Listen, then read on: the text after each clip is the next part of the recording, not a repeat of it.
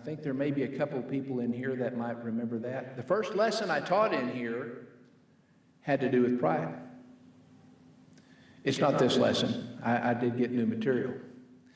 But we're going to talk about pride and what it is.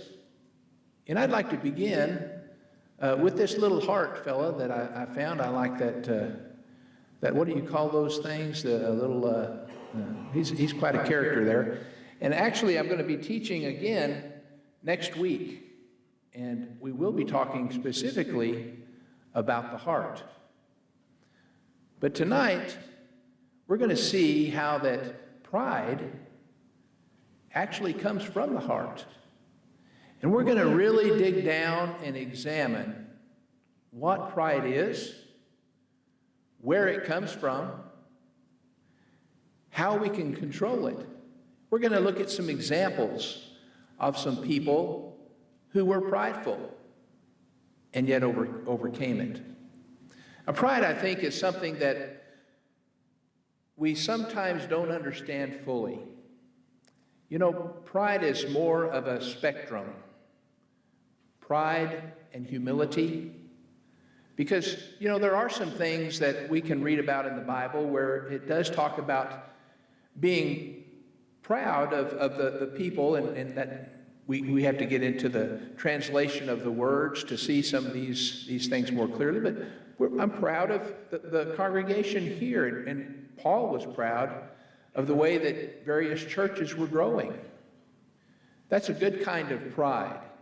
And sometimes that kind of pride, which involves a good perspective, and we're going to see this, a good perspective with our relationship with God, with an understanding of how God has created us.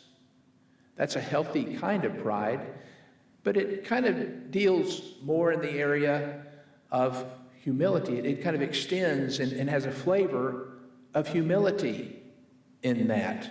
And so we're going to delve into that just a little bit. But open your Bibles if you can, and we will begin here with Mark chapter 7, verses 21 to 23. I do like to read from the Bible quite a bit. It is the book that we go by here, of course. And I do like for people to understand this is where our instruction manual is. This is how we find the answers. It's right here. And it says, "For from within, out of the heart of men proceed the evil thoughts, fornications, thefts, murders, adulteries, deeds of coveting, and wickedness, as well as deceit, sensuality, envy, slander, pride, and foolishness. All these evil things proceed from within, and they defile the man." These are the things that make us unclean as Christians. That's the perspective that God has when we have pride in our lives. We are unclean. We are unpure. That's something that God doesn't want us to be. Now, you've heard the story of Narcissus, I think. Everyone here? Narcissus was in Greek mythology. His mother was warned one day by this seer that her son would live a long life as long as he never knows himself. And we find out what that really means, knows himself, a little later in the story. It says, "Then one day he chanced to see his own reflection in a pool of water, and thus discovered the ultimate in unrequited love, and fell in love with himself." Naturally, this one-way relationship went nowhere, and Narcissus, unable to draw himself away from the pool, pined away in despair until he finally died of thirst and starvation. That's the ultimate pride, right? That's the ultimate story of having that kind of pride in who I am. That self-righteousness, that adoration, that worship of self. And I want to make this point. If the Greeks thought that pride and self-love was bad, how about us as Christians? How bad does that make that for us if we see that even the world recognizes the problems that there are with pride? Who in your life has been an example of humility? We're going to talk about that in just a second. Humility. We've been talking about pride. On the opposite end, we're going to talk about humility. I do have a runner. Where did he go? Oh, right here. Okay. I have some examples if no one is willing to go. Just raise your hand. Oh, we have a hand. Yes. Okay. I'll give you an example. Okay. One of the most humble men I've known, Christian men, Byron Nelson. Any of you known who Byron Nelson is? They named a golf tournament after him. He won 11 straight golf tournaments without losing. To tell you what that means that for an entire year, no golfer could make money, big money, except him. He won everything, period. People were not really happy with him, but no one else has done that before. But that was Byron, and I met Byron for the first time. He attended a congregation. I think he attended here at one point, and when we were in Roanoke, and I went for the first time to visit this congregation. We were working at Christ Haven, and they had suggested that we go there. The congregation was supporting the children's home there, and they wanted us to try and see how the children and everyone worked out there. And I went, and there were 3 men there. And they were all wearing, you got it, Byron Nelson t-shirts, okay? So I walked in, and you know, the Byron Nelson was going on at that time. But it was Sunday. And it was going on at that time. It was Sunday. And there was a man there, and I met him, the first and the second, and the third one. He said, well, my name's Byron Nelson. And putting my foot in my mouth, you know what I said? I said, the Byron Nelson? As though, you know, he's wearing a Byron Nelson shirt, you know, and he said, yes, sir. And I don't know if you know his story. Byron really only went into golfing because he wanted to be a rancher. And he wanted to work and make enough money to buy a ranch, and then he quit. That's what he did. Now, he did some other things after that. But one of the most humble men I've seen. I asked him one day at a potluck, how are you? And he said, well, I had my birthday, and they invited me to come up to the White House. And I was showing the president how to play golf. It was very interesting. And it was just like it was an everyday thing, not bragging, not anything. And people would always come to him and say things, you know, well, you sure are a good golfer. Well, I've really been blessed. I've been very fortunate in my life. That's humility. I know at times you have cleaning day at Christ Haven. They showed up for cleaning day. I know Byron's wife, Peggy, she cleaned our toilets. That's humility. As Christians, as we make accomplishments, if we are able to lead singing, if we're able to do whatever God has gifted us to do, keeping that in perspective is where we're at in talking about pride and humility. Keeping that in perspective. The first sin, Genesis 3, 4 through 6. You know what the first sin was. Actually, there was one sin that happened before this. And we're told that Satan sinned. You know what Satan's sin was? Pride. We can see that in Isaiah 14. There's some speculation about what that particular verse means, but it sure does look like Satan. And it describes what a prideful individual, person, Satan was in thinking that he could even defeat God and rebel against God and even take his place, take the throne kind of attitude. Well, what do you think that Satan would do in tempting Adam and Eve for the first time? Here's what happened. The serpent said to the woman, "You surely will not die, for God knows that in the day you eat from it, your eyes will be opened. You will be like God, knowing good and evil." When the woman saw that the tree was good for food and that it was a delight to the eyes and that the tree was desirable to make one wise, she took from its fruit and ate, and she gave also to her husband with her, and he ate. You see, there's something that's different about the sin of pride and being proud. This sin causes other sins.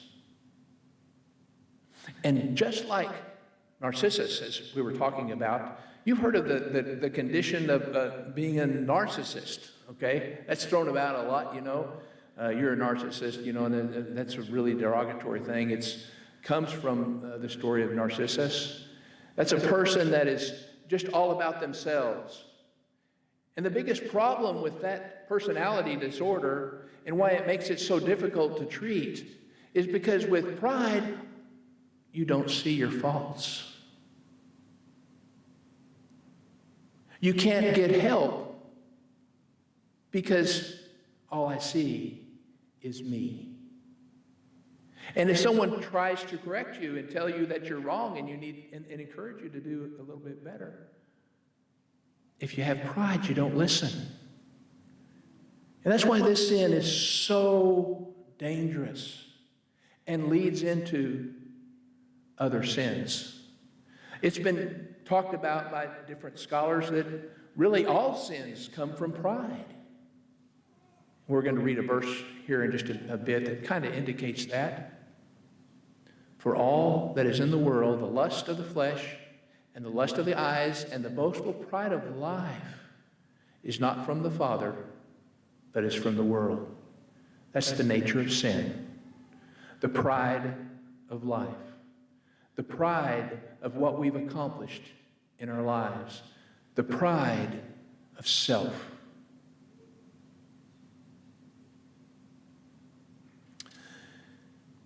Thayer's defines pride as haughtiness, arrogance, the characteristic of one who, with a swollen estimate of his own powers or merits, looks down on others and even treats them with insolence and contempt. That's pride. Self-righteousness. Those who think they can just justify themselves. They're intact. They don't need God. That's pride. That's self-righteousness. Humility, on the other hand, is the absence of pride or arrogance. Interesting. It's kind of like a scale. And I want you to look at this graphic here. Pride on the left. I guess that's, yes, on the left. Self-righteousness, what does it cause? Arrogance. What does arrogance cause? Jealousy. What does jealousy cause? Stealing. Selfish ambition. Strife. Murder. Death. What is the cause conflict among you? You know, it talks about that in 1 John, is that 1 John? No, James 3 and 16 in that area. James 3:16. The cause of the strife within you is your selfish ambition, your pride. Why do we get in conflicts in churches? Because some person is treated one way, and they feel like they needed to have been treated a different way. And they get mad, and they get their feelings hurt, and pride has started to are transformed. A prideful person is changed. They're transformed. What's the difference? We've just been talking about that. It's the difference in light and day. I think I have one hand up over here. I think the difference between pride and humility and when you go from one to the other is when you stop thinking about yourself and begin to think about others and recognize that you are not greater than them. Okay, so repeating hopefully exactly what you said. Well, not exactly, but pretty close. Pride is when you stop thinking about yourself. Pride is thinking about yourself. Oh, it's when you think about yourself, and humility. Oh, thank you. That was opposite. Pride is thinking about yourself. Humility is not thinking about yourself. And that when that transformation, that selflessness we see, and we're going to talk about in a little bit when we look at Christ and the different examples of people being changed by this. Romans 1:21. It says, "For even though they knew God, they did not honor him as God or give thanks. But they became futile in their speculation, and their foolish heart was darkened." We've got another hand up. Oh, right here. Wait for the mic. Here we go. Here we go. I'm helping the people online. I think it's very difficult and very rare that somebody makes that 100% change. I think that you practice time to time your entire life. Okay, we grapple with this change. It's not something that just happens. It's something that we deal with for a lifetime.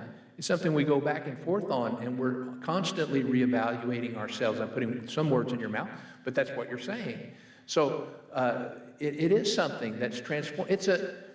Did you know that being prideful is not a noun, and being humility, being a humble person, is not a noun? It's a verb. It's an action. I'm going to be. Am I saying it right? We have some English majors in here. I may be corrected, but if I'm being humble, that's a B word, right? I'm going to be humble. I'm going to be prideful. It's something that you're acting on. Something you're doing, something that might take practice. Does that make sense? Okay, I may not have said it as a grammatician, but that's the best I could do.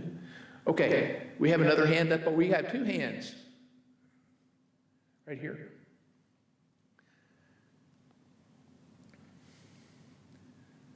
Yeah, David over here.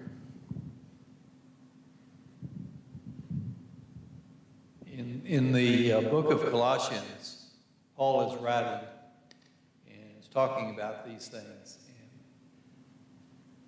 you know, we think sometimes that people can't change, but God expects us to make changes. Wow. And He didn't make us where we were not unchangeable, where we could not make good choices. Now, sometimes our heart will not let us make those changes. But in Colossians, the 3rd chapter, I'm just point that out. This is an excellent section of talking about these things in Colossians chapter 3. That's a great point. God has created us, and He's created us with the ability to change. And He has the power to help us to change if we open our eyes and we allow that. We had one more back here? Oh, no, that was pointing out someone else. Okay. I think that, just to tag on to what she was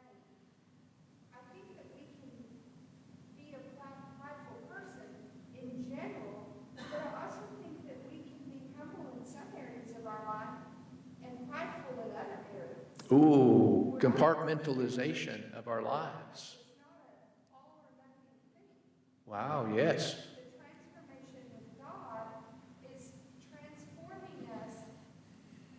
Our heart has to be soft enough to allow Him to transform us, to recognize those areas of pride and fix them.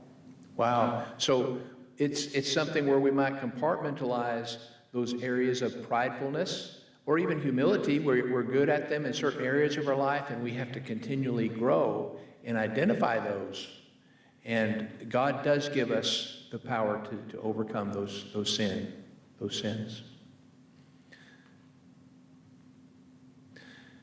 The rest of this verse, we just read Romans 1:21, for even though they knew God, they did not honor Him as God or give thanks, but they became futile in their speculation, and their foolish heart was darkened. Their heart was darkened. Professing to be wise, they became fools. Wow. Pride again. Professing to be, I'm wise. I know all these things. I know science. And because I am a scientist and I have so many degrees that I'm running fever, I might know more than God's word does and what it's saying. Professing to be wise, they became fools. You know, part of pride is perception of God.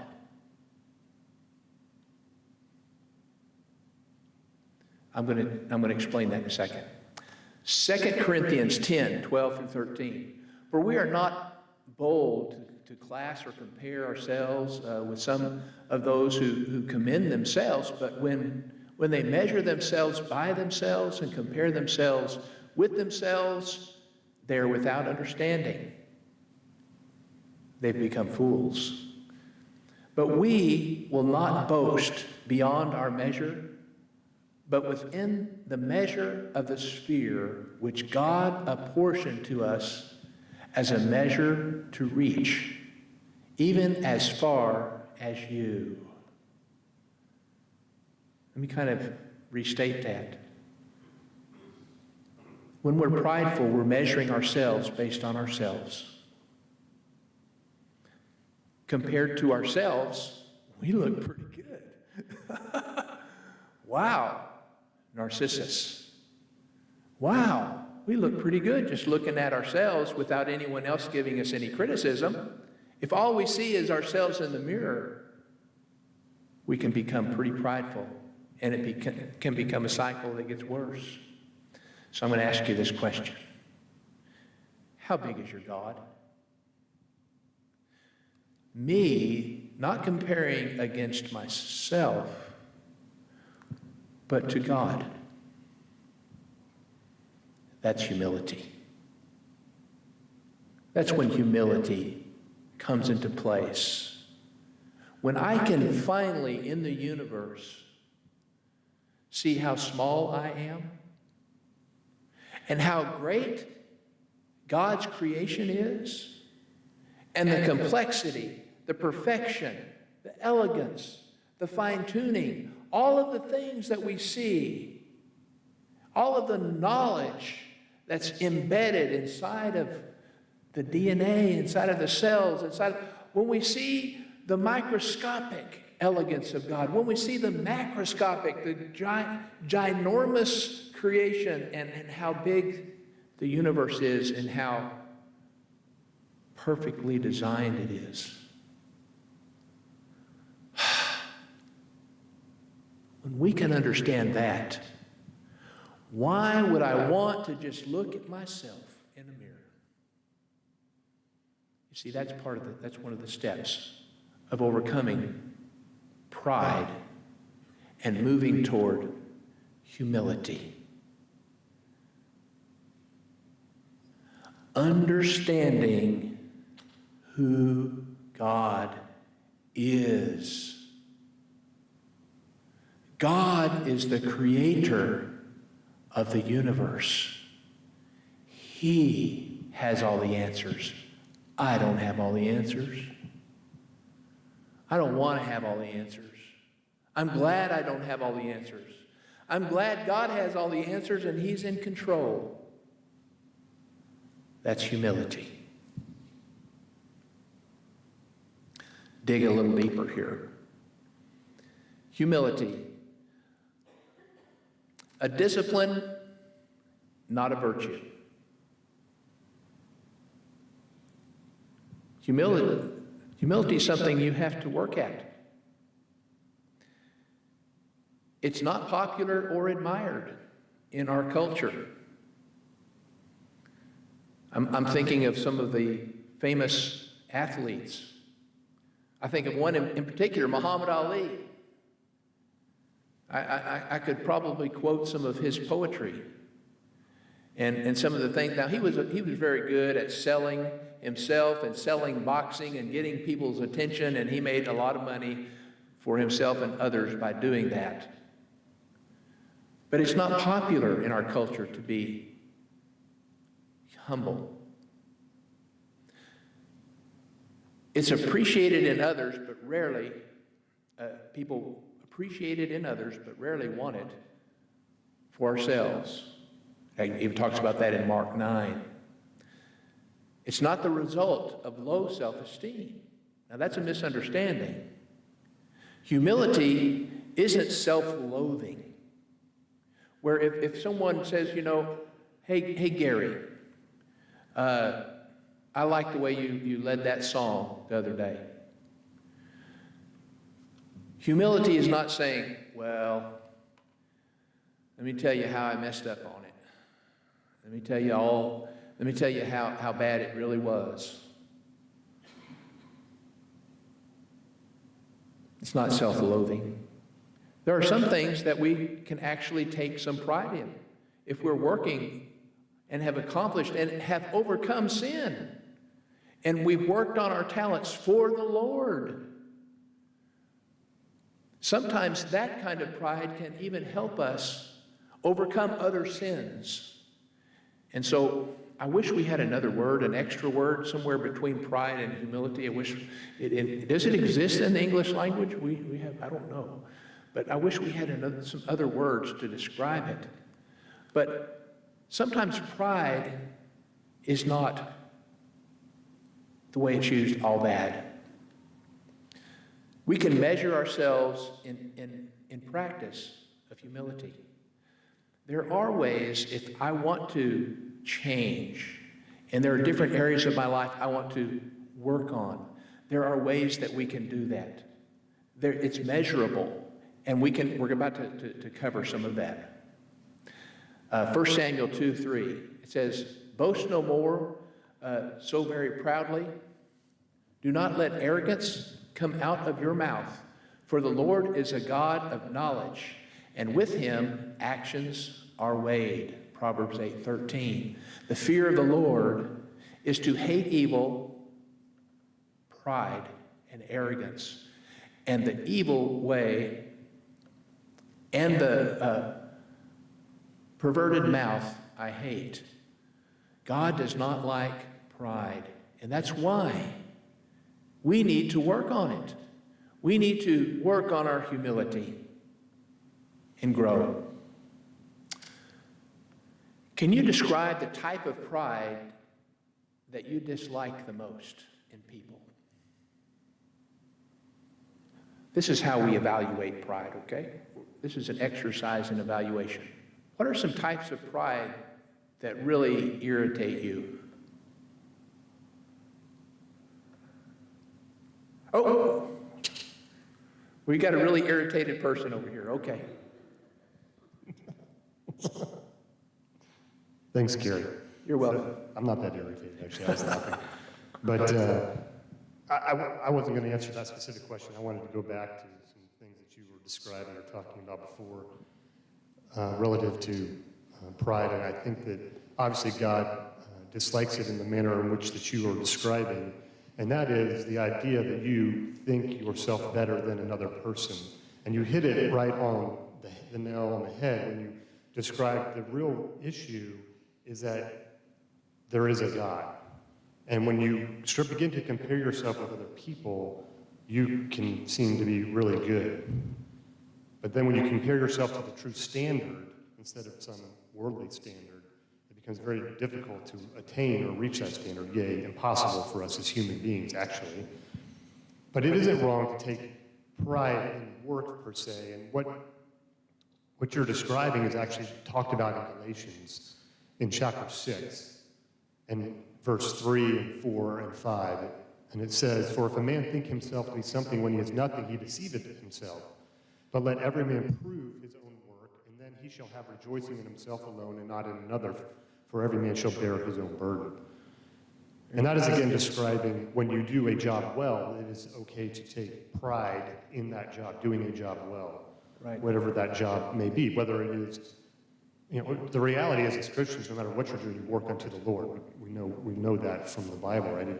That's sadly not true, but it should be true that at every job that you're at, if you're a Christian, you should be the best person on the job. That's right. Not because of anything, because you're great, but because you're working unto the Lord, not to the corporation or people. You're doing that job to the Lord. And when we put that in perspective as well, it helps us. But the pride isn't thinking better, that you're something that you're better than somebody else, and as if you're above them. But we're all created in God's image, and because of that, we're all human beings and all worthy of respect and honor and dignity. Some of us have better talents than others in certain things, and somebody's really good at something that maybe you're not. But that pride, that's the problem of the pride, is when you begin to think that you are better than someone else, and that they are maybe less deserving of God's love than you are because of whatever it is in your life or however you feel. And that's just not true, right? And it really comes into play. And I think in the church today, and we struggle a lot with this, like we all look a lot alike. I don't know if you've looked around this room. We look a lot alike. We're dressed fairly the same. But there's a lot of people out there who maybe don't look like us, and they still need God. And they still need to know about the love of God and Jesus and going out to them. And I know we have ministries that are dealing with that as well, but we can't think that just, when the Bible talks about this, like what people look like, the outward appearance of what man looks upon. Every soul is valuable to God. That's very good. And that's where sometimes I think we fail, and that's the pride I think that we fail to see sometimes. Well, that person, they're just not maybe ready to hear the gospel or whatever. Well, that's not your decision. He said go and teach them and let them decide if they want to hear the word and obey it. And I'm glad you brought up a couple of points here. I didn't have room for some of these in my slides, but we are all different. And yet we still have value. And we can still value other people, even though they are different and may have different talents. We may not be able to appreciate those types of talents that they have in the same way. Someone who's musically talented is going to appreciate that field a little bit more than someone who is not musically inclined. But we're still valued because God has made us that way, and He's equipped the church that way so that the church has many talents. So, greatest obstacle for overcoming pride? I don't know.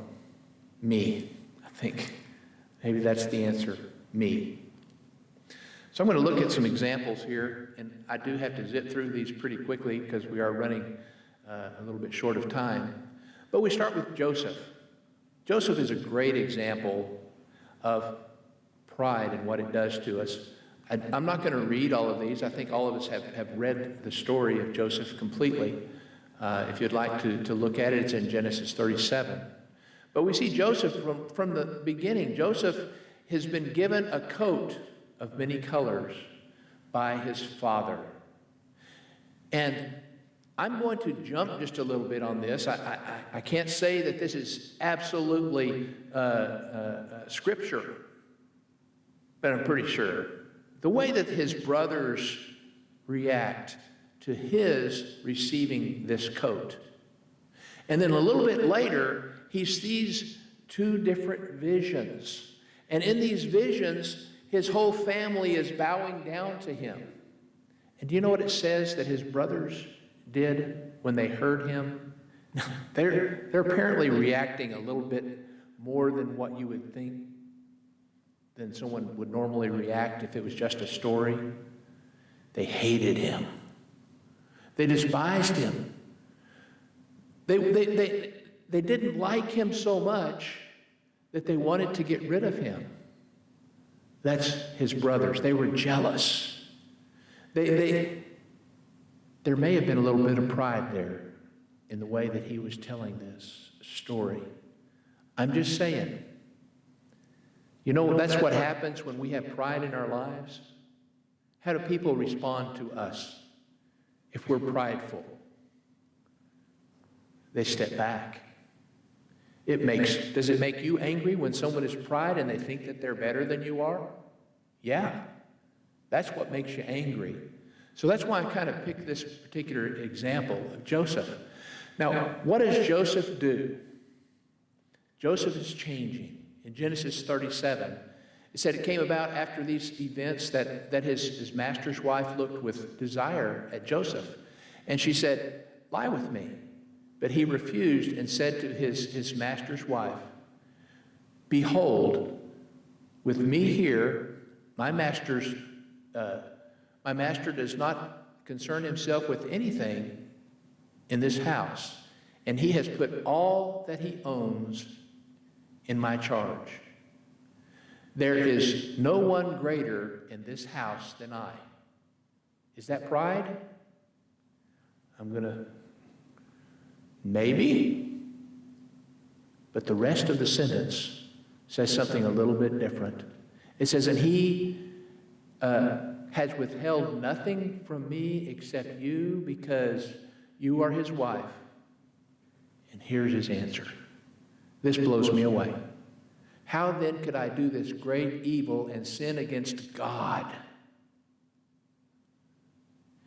He understands that the sin that she's wanting him to commit is not against self.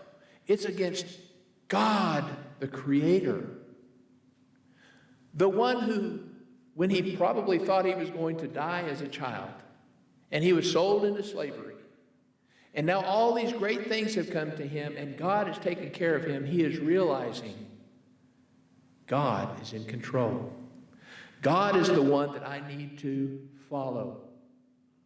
So I'm going to make this point. Sometimes when we go through difficult times, we have to ask, what is God training me for? What does God want me to be? What is he getting me ready to do? Because I'm telling you, if you have a coach and you're playing football or you're playing sports, you want a coach that's going to tell you what your problems are. You want someone that's going to make you run hard. You're going to want him to be the one that makes you run laps so that when you get on the football field, you're a winner. God is making Joseph to be a winner. But sometimes we feel sorry for ourselves when we go through the difficult times. I do some, of course, we all do. Sometimes God is making us to be something we never expected that we could become. And he's training us. And he's making us humble. And he's getting rid of that stinking pride. Now Joseph, what happens? Finally, you know the story. His brothers come back. They come to see him. And I like the end of it. He kind of waits. He sends them back, and they do all these they go through these exercises that he gives them to do. And he finally comes back, and his brother says, after he says, "You have to leave your younger brother here," he says, "I'll take his place." And Joseph can't handle it anymore. After all of this, after his brothers treated him so badly, he has learned humility. And he cries so loudly that the people outside of the chambers heard him crying, and it got to Pharaoh's ears. Wow. Joseph finally arrived at humility and real forgiveness. You know, humility causes us to grow. If we're humble, we will be lifted up. God lifted up Joseph because of his humility. Again, how big is your God? How big is our God?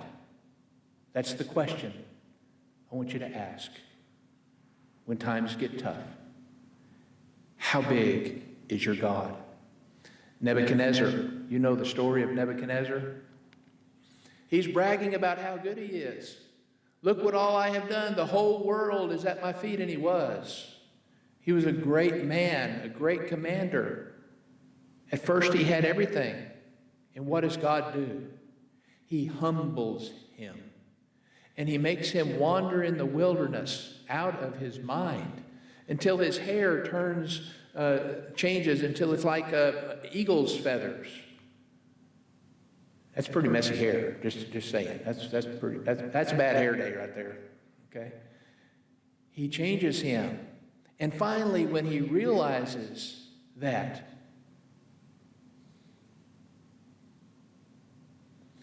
it says in 33, immediately the word concerning Nebuchadnezzar was fulfilled, and he was driven away from mankind, and he began to eat grass like cattle, and his body was drenched with the dew of the heavens, and all this happened.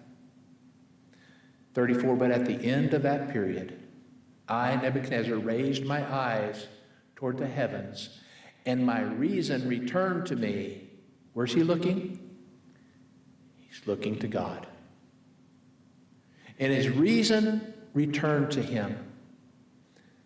And I blessed the Most High and praised and honored him who lives forever. For his dominion is an everlasting dominion, and his kingdom endures for generations to generations. And he praises God. And what does God do? He lifts him up. Pride brings us down. Humility lifts us up. How big is your God? David slew Goliath when he was a young man. Wow, that's pretty heady. You think about that. With a few smooth stones. At the end of his life, when he's an old man, his own son turns on him. And there's this story here. As they're leaving the city and he's been chased out.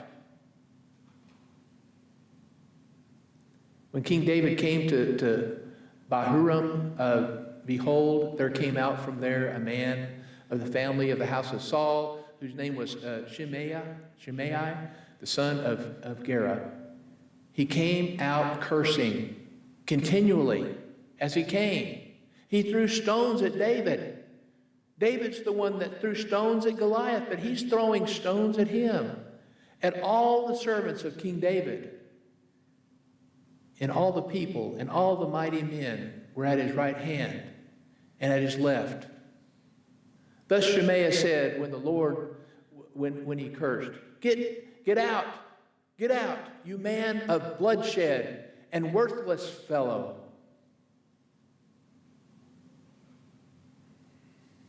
He's on the road, cursing him, even throwing stones. How do we respond on the road? Whoa, stepping on toes. Someone is yelling at it. They're honking their horn. Who do they think they are? Don't they know who this is driving this car?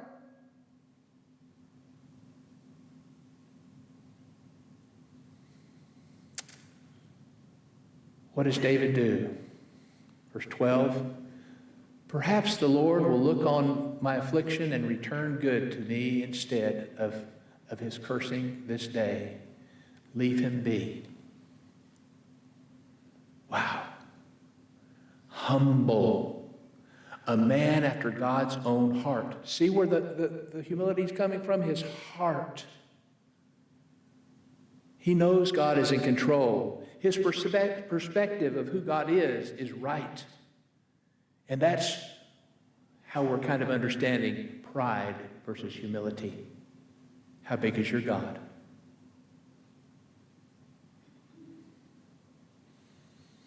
A baby, so precious.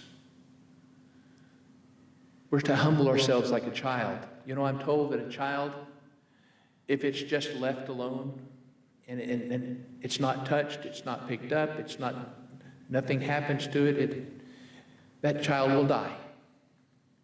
It needs attention. But if it's nurtured, if it's taken care of, it can grow up, become civilized. In James 4:10, it says, humble yourself in the presence of the Lord, and he will exalt you. Sometimes we're like children in our Christianity. Me, all of us, we're all just children, aren't we? Just a little older. God can exalt all of us. He can exalt me. He can help me to grow up. Because God is always there for me. He's always there to listen to me. He's always in control. Just like what a baby needs. Someone who's always there to care. That's my God. So what do we need to do to grow out of our pride? We need to sit on the desires that promote self, and we need to wait on the Lord. We need to stand up for others. We need to bow low before God, and we need to follow the example of Jesus. Christ left the glories of heaven to come down to earth humbly to lift us up.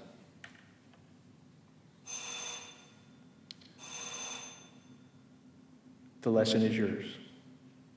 How big is your God?